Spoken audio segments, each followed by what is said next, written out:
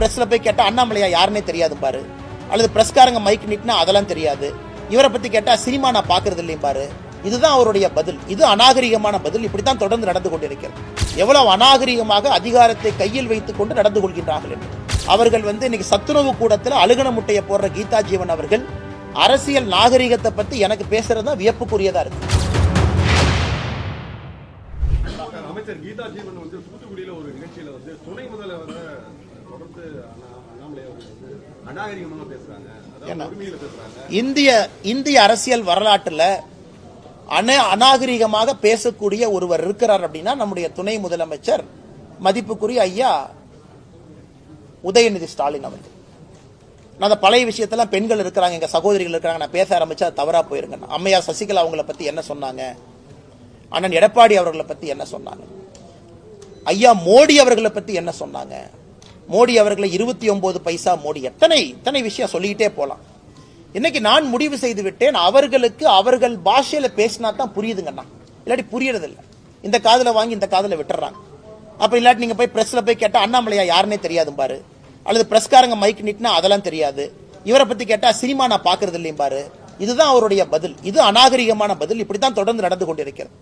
இன்னைக்கு அவர்களுடைய பாஷையில நான் பேச ஆரம்பித்திருக்கேன். வேற வழி இல்லை, மக்களுக்கு தெரியணும் எவ்வளவு அநாகரிகமாக அதிகாரத்தை கையில் வைத்துக் கொண்டு நடந்து கொள்கின்றார்கள் என்று. அதனால் கீதா ஜீவன் அவர்களுக்கு ஏற்கனவே அங்கே பாரதிய ஜனதா கட்சிக்கும் அக்கா கீதா ஜீவன் அவர்களுக்கும் பெரிய பிரச்சனையாய் அவர்கள் இன்னைக்கு சத்துணவு கூடத்தில் அழுகன முட்டையை போடுற கீதா ஜீவன் அவர்கள் அரசியல் நாகரிகத்தை பத்தி எனக்கு பேசுறது தான் வியப்புக்குரியதா இருக்கு. அதுக்கு என்னைய பத்தி அவங்க சிந்திக்கிற நேரத்தில் கீதா ஜீவன் அவர்கள் ஒரு அரசு பள்ளியில போய் சத்துணவுல குழந்தைகளுக்கு நல்ல முட்டை கிடைக்குதான் அந்த நேரத்தை செலவிட்டாங்கன்னா குழந்தை செல்வங்களுக்கு நல்ல ஒரு மதிய உணவு கிடைக்கும்.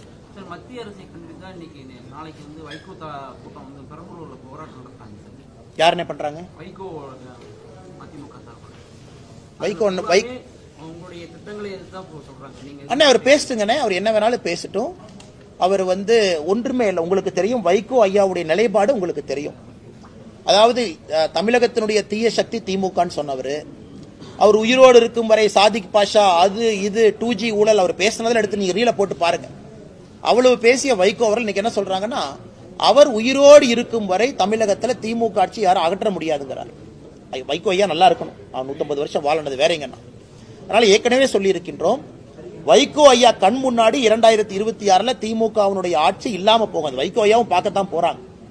எனக்கு இவ்வளவு பெரிய ஒரு தலைவர், தனிப்பெரும் தலைவர் வைகோ ஐயா அவர்கள் திமுக கட்சிக்கும் முதலமைச்சர் அவர்களுக்கும் புகழை பாடக்கூடிய கோட்டுல ஒரு குமாஸ்தாவாக மாறி இருப்பது ஒரு வேதனைக்குரிய வருந்தத்தக்க ஒரு விஷயங்கள்.